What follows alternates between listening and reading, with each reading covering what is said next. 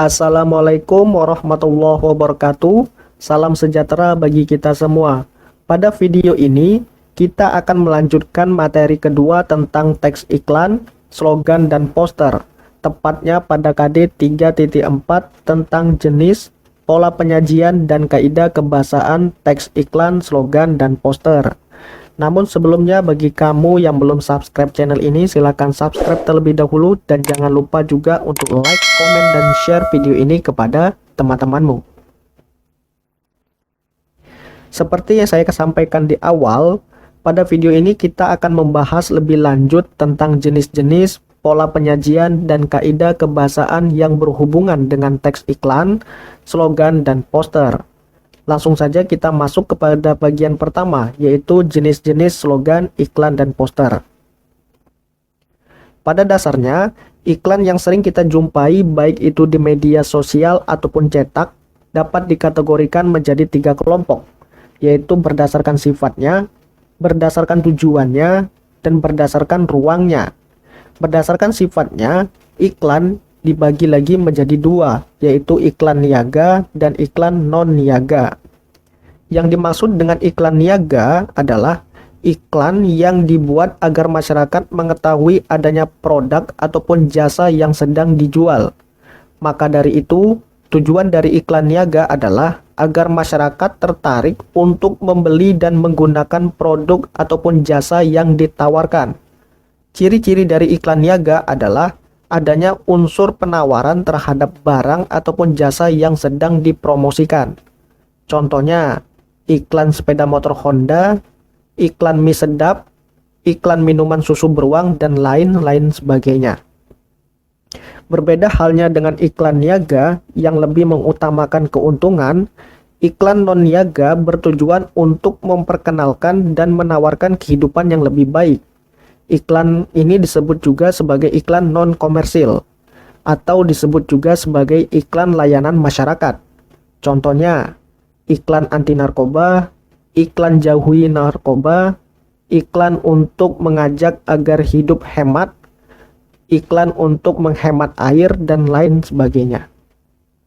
Jadi, iklan niaga itu lebih mengutamakan keuntungan, sementara iklan non-niaga itu lebih mengutamakan kehidupan yang lebih baik atau menarik simpati masyarakat. Selanjutnya, berdasarkan tujuannya. Berdasarkan tujuannya, iklan itu dikategorikan menjadi 2, yaitu iklan penawaran dan iklan permintaan. Yang dimaksud dengan iklan penawaran adalah iklan yang berisi ajakan kerjasama yang dilakukan oleh pengiklan kepada si pembaca atau lapisan masyarakat. Kerjasama yang dimaksud bertujuan untuk saling menguntungkan antara satu sama lain. Contohnya, iklan lowongan kerja yang banyak kita jumpai di koran-koran. Sementara iklan permintaan merupakan jenis iklan yang masuk ke dalam iklan niaga yang berisi penawaran produk ataupun jasa kepada masyarakat. Tujuannya adalah agar si pembaca mau menggunakan dan membeli barang yang dipromosikan melalui iklan tersebut. Contohnya, iklan produk ataupun barang yang baru ataupun yang belum diketahui oleh orang banyak. Atau iklan tentang penawaran jasa servis komputer, laptop, ataupun televisi, dan lain-lain sebagainya. Selanjutnya, berdasarkan ruangnya. Berdasarkan ruangnya, iklan itu dikelompokkan menjadi 2, yaitu iklan baris dan iklan kolom. Yang dimaksud dengan iklan baris adalah iklan singkat yang memuat tidak lebih dari 3 baris atau hanya mencantumkan informasi inti yang ingin disampaikan oleh pembuat iklan, seperti barang atau jasa yang ditawarkan dan informasi kontaknya saja. Sementara iklan kolom itu hampir sama dengan iklan baris, hanya saja iklan kolom itu dilengkapi ilustrasi, gambar, atau tulisan dengan font yang lebih menarik. Iklan kolom berukuran lebih besar dari iklan baris. Bisa juga dalam suatu halaman suatu koran itu memuat satu iklan kolom. Walaupun sama-sama berisi informasi penjualan, penawaran, dan pencarian, atau dimuat juga dalam suatu koran, kedua jenis iklan ini memiliki perbedaan, baik itu dari segi ukuran, tampilan, dan biaya pemasangan yang harus dikeluarkan oleh seorang pengiklan. Jadi kalau iklan baris itu memiliki ciri-ciri kolomnya itu hanya memiliki ukuran sekitar 3 kali 5 cm. Biasanya juga dalam iklan baris itu berwarna hitam putih, isinya hanya berupa tulisan singkat, atau biasanya juga isinya itu hanya langsung to the point, tanpa panjang lebar ataupun tanpa menjelaskan panjang lebar suatu informasi. Kemudian menggunakan kata-kata yang disingkat, misalkan rumah menjadi RM, kemudian telepon menjadi TLP, dan lain-lain sebagainya. Kemudian juga dalam iklan baris itu hanya terdiri dari 3-4 baris saja. Kemudian juga hanya memuat informasi yang sifatnya penting, misalkan alamat, nomor telepon, kemudian detail spesifik produk yang dijual. Kemudian juga dalam iklan baris itu tidak dilengkapi dengan sebuah gambar. Kemudian juga biaya pemasangannya cenderung lebih murah dan lebih cepat dari pembuatan iklan-iklan yang lainnya. Sementara dalam iklan kolom itu ukurannya itu lebih besar, bahkan bisa saja dalam satu halaman itu memuat satu iklan kolom. Kemudian juga isinya itu berupa kata-kata yang singkat namun dilengkapi sebuah ilustrasi gambar atau display. Kemudian juga selain penawaran barang dan jasa, bisa juga dalam iklan kolom itu memuat ucapan terima kasih ataupun berita duka. Kemudian juga selain koran, iklan jenis ini juga bisa kita temui di majalah ataupun media cetak lainnya. Inilah jenis-jenis iklan yang dapat kita kategorikan menjadi 3 bentuk, yaitu berdasarkan sifatnya, berdasarkan tujuannya, dan berdasarkan ruangnya. Kemudian jenis-jenis slogan. Pada dasarnya, slogan dapat dikategorikan menjadi 4 jenis, yaitu slogan tentang lingkungan hidup, slogan pendidikan, slogan kesehatan, dan slogan motivasi. Sesuai dengan pengelompokannya, maka slogan yang dibuat harus disesuaikan dengan tema yang diangkat. Misalkan, slogan tentang pendidikan, maka isi slogannya juga harus berhubungan dengan dunia pendidikan. Mari kita bahas jenis-jenis slogan ini satu persatu. Yang pertama, slogan lingkungan hidup. Slogan lingkungan hidup adalah jenis slogan yang bertujuan untuk memberikan informasi, ajakan, dan peduli akan lingkungan. Biasanya slogan kategori ini dibuat atas dasar suatu kondisi lingkungan yang mengalami kerusakan oleh ulah manusia itu sendiri, atau pada kondisi lain untuk meningkatkan rasa cinta seseorang untuk menjaga lingkungan agar tetap asri dan indah. Contoh slogan bentuk ini adalah buanglah sampah pada tempatnya, atau kebersihan adalah sebagian dari iman. Itu merupakan contoh-contoh kalimat yang mengarah pada slogan berhubungan dengan lingkungan hidup. Kemudian yang kedua, slogan tentang pendidikan. Slogan pendidikan adalah jenis slogan yang bertujuan untuk memberikan informasi, ajakan, dan motivasi dalam dunia pendidikan. Biasanya digunakan oleh lembaga-lembaga pendidikan untuk menumbuhkan rasa solidaritas antar sesama. Bahkan setiap sekolah sampai universitas pun memiliki slogannya masing-masing. Slogan dalam dunia pendidikan juga dikenal sebagai istilah moto pendidikan. Contohnya, Tut Wuri Handayani, buku adalah jendela dunia, mari gemar membaca, pendidikan maju, generasi maju, bangsa maju. Kemudian juga contoh lain, guru berkesan, pendidikan cemerlang. Itu semua merupakan contoh-contoh slogan yang berkaitan erat dengan dunia pendidikan. Selanjutnya yang ketiga, slogan tentang kesehatan. Slogan kesehatan adalah jenis slogan yang bertujuan untuk memberikan informasi, ajakan, dan motivasi dalam dunia kesehatan. Biasanya digunakan oleh lembaga-lembaga yang berkaitan dengan kesehatan, misalkan rumah sakit, puskesmas, atau lembaga kesehatan dunia seperti WHO. Tujuannya adalah agar masyarakat ataupun pembaca lebih perhatian terhadap kesehatan mereka sendiri. Contohnya, katakan tidak pada narkoba, atau contoh lain, kekayaan terpenting adalah kesehatan. Atau dalam dunia olahraga itu ada slogan, di dalam tubuh yang sehat terdapat jiwa yang kuat. Nah, itu semua contoh-contoh slogan yang berkaitan dengan dunia kesehatan. Kemudian yang keempat, ada slogan motivasi. Jadi slogan motivasi itu bertujuan untuk memberikan semangat atau mendorong orang untuk melakukan sesuatu yang positif di dalam hidupnya. Contoh slogan motivasi itu misalkan bersakit-sakit dahulu, bersenang-senang kemudian. Yang maknanya dalam hidup bekerja keraslah semaksimal mungkin walaupun kadang terasa sakit di awal, namun untuk mendapatkan kebahagiaan ataupun kesuksesan di kemudian hari. Atau slogan lain, nasibmu di masa depan ditentukan hari ini, yang mempunyai makna apa yang akan dihadapi hari esok adalah hari dari perbuatanmu hari ini. Jadi jika kamu ingin memiliki hari esok yang baik, maka berbuatlah hal yang baik pula mulai hari ini. Nah, itu merupakan contoh-contoh slogan yang bertujuan untuk memberikan semangat ataupun mendorong orang untuk melakukan sesuatu yang lebih baik. Kemudian juga kita juga perlu mengetahui jenis-jenis poster, yang pada dasarnya poster itu dibagi menjadi 4 kategori, yaitu poster niaga, poster tentang pendidikan, poster penerangan, dan poster tentang kegiatan. Yang pertama, poster niaga. Jadi poster niaga itu merupakan media publikasi yang berisi informasi tentang kegiatan ekonomi, terutama perdagangan, ataupun mempromosikan suatu barang ataupun jasa tertentu. Misalkan contoh ini, coba perhatikan gambar berikut ini. Nah, melalui gambar ini kita dapat mengetahui beragam informasi tentang produk yang dijual ataupun barang-barang yang dijual oleh suatu toko atau suatu kedai, lengkap dengan jenis barangnya apa, kemudian harganya berapa, kemudian produk apa saja yang dijual oleh suatu perusahaan tersebut. Kemudian kedua, poster pendidikan.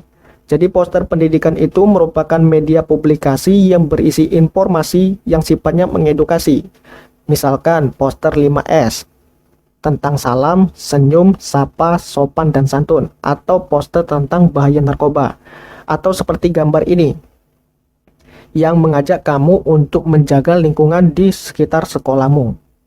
Perlu kita ketahui juga, apakah boleh di dalam poster itu ada slogannya seperti pada gambar ini? Jawabannya tentu saja boleh. Hal itu tidak dilarang, justru penambahan informasi lain termasuk juga slogan bisa menjadi nilai tambahmu untuk meyakinkan seseorang tentang jasa, produk, ataupun informasi yang disampaikan atau yang kamu tawarkan. Kemudian yang ketiga, ada poster penerangan. Seperti namanya, penerangan berasal dari kata dasar terang yang mengindikasikan makna penjelasan. Misalkan begini, kamu pernah nggak mendengarkan orang mengatakan menerangkan? Menerangkan sama saja artinya dengan menjelaskan. Dengan demikian, poster penerangan merupakan media publikasi yang berisi info penjelasan yang dapat berupa suatu prosedur atau informasi tertentu. Misalnya, poster cara mencuci tangan. Pada poster mencuci tangan terdapat informasi yang sangat jelas tentang mencuci tangan sesuai dengan prosedur kesehatan. Mulai dari tahap 1, mencuci telapak tangan, sela-sela jari, jempol, kuku, dan lain seterusnya. Langkah-langkah itu dijelaskan secara sedetil-detilnya. Itulah yang disebut sebagai poster penerangan. Kemudian yang keempat, ada poster kegiatan. Nah, poster kegiatan yaitu media publikasi di mana media ini berisi informasi penjelasan tentang jadwal ataupun sosialisasi suatu kegiatan tertentu. Baik itu tentang kegiatan konser, ataupun bazar-bazar, ataupun event-event tertentu. Biasanya poster seperti ini sering kita temui di jalan-jalan yang berisikan suatu agenda yang akan dilaksanakan dalam waktu yang akan datang. Kemudian selanjutnya kita juga perlu membahas pola penyajian suatu iklan, poster, dan slogan. Pertama, pola penyajian iklan. Jadi, pola penyajian iklan itu biasanya dikategorikan menjadi dua, yaitu melalui media cetak dan media elektronik. Jika melalui media cetak, maka kita dapat temui bentuknya itu melalui iklan baris, iklan kolom, spanduk, floor display, dan flag chain. Nah, jika melalui iklan baris yang mengutamakan kekuatan iklan itu pada kata ataupun kalimat yang digunakan. Kemudian apabila bentuknya itu melalui iklan kolom, spanduk, sampai dengan flag chain ini lebih mengutamakan kekuatan iklan itu pada dari segi gambar, selain penggunaan kata ataupun kalimat dalam iklan tersebut. Sementara melalui media elektronik, sarana iklannya itu bisa melalui media elektronik, baik itu internet, radio, televisi, ataupun video-video yang diupload di media internet.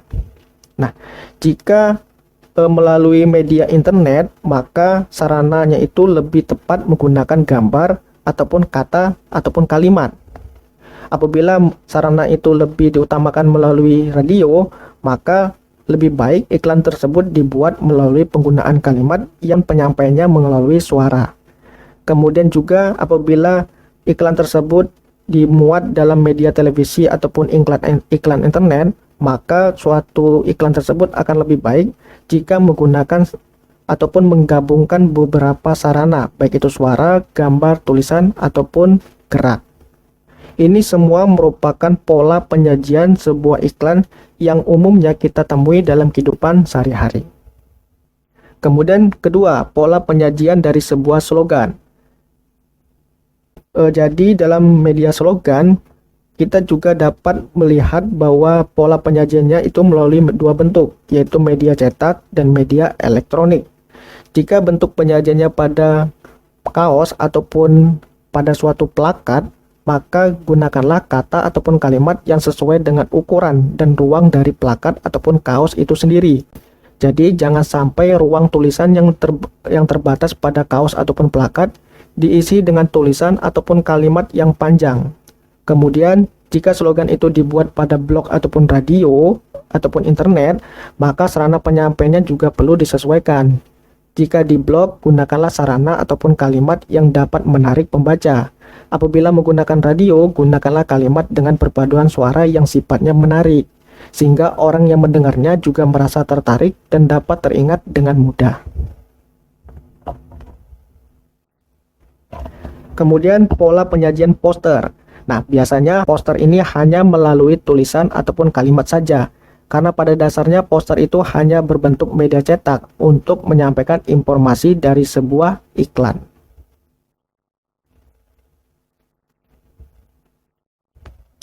Kemudian selanjutnya kita juga perlu tahu ciri-ciri kebahasaan yang melekat pada iklan, slogan, dan poster. Umumnya iklan, slogan, dan poster berkenaan dengan penggunaan kalimat deklaratif, integratif, imperatif, dan interjeksi. Apa yang dimaksud dengan kalimat deklaratif? Jadi kalimat deklaratif itu merupakan kalimat yang berisi suatu pernyataan yang fungsinya untuk memberikan informasi atau berita tentang suatu hal. Misalkan, minuman itu enak sekali, kecap bango tiada duanya. Kedua kalimat tadi ataupun kedua kalimat yang baru saya sampaikan tadi merupakan contoh kalimat deklaratif karena sifatnya memberikan informasi ataupun berita terhadap sesuatu hal kepada orang lain. Kemudian kalimat integratif. Sesuai dengan makna asalnya, yaitu kata interogasi yang berarti pertanyaan, maka kalimat integratif memiliki pengertian sebagai kalimat yang di dalamnya mengandung pertanyaan. Kalimat ini berfungsi untuk menanyakan sesuatu informasi kepada orang lain. Pada dasarnya, kalimat interogasi ataupun kalimat interogatif bisa dibedakan menjadi dua, yaitu kalimat yang membutuhkan jawaban ya dan kalimat yang membutuhkan jawaban tidak. Contohnya kalimat dari interogatif itu, apakah itu mie ternikmat saat ini? Atau contoh kalimat lain, apakah dia orang yang akan menikahimu? Nah, itu semua contoh-contoh kalimat bermakna interogatif. Biasanya kalimat interogatif itu ditandai dengan penggunaan tanda baca, tanda tanya. Kemudian ada juga kalimat imperatif. Kalimat imperatif adalah kalimat yang bersifat memerintah atau memberi komando, mempunyai hak memberi komando dan bersifat mengharuskan. Dengan kata lain, kalimat imperatif adalah kalimat yang di dalamnya mengandung perintah. Kalimat ini bersifat untuk meminta ataupun melarang seseorang melakukan sesuatu.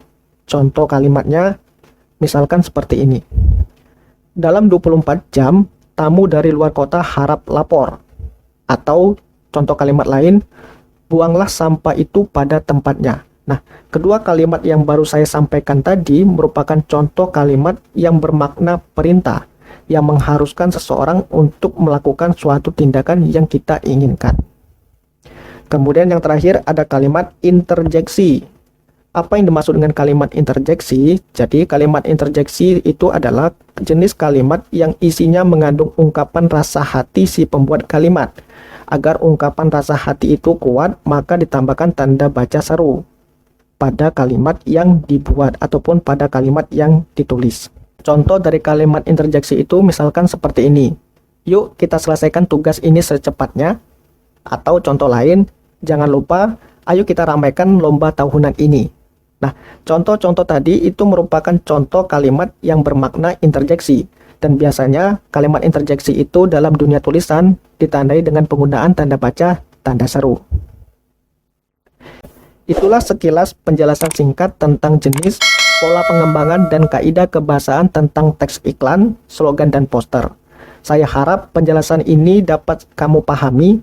Jika ada pertanyaan terkait dengan materi ini, kamu bisa sampaikan atau tulis pertanyaanmu pada bagian komentar video ini.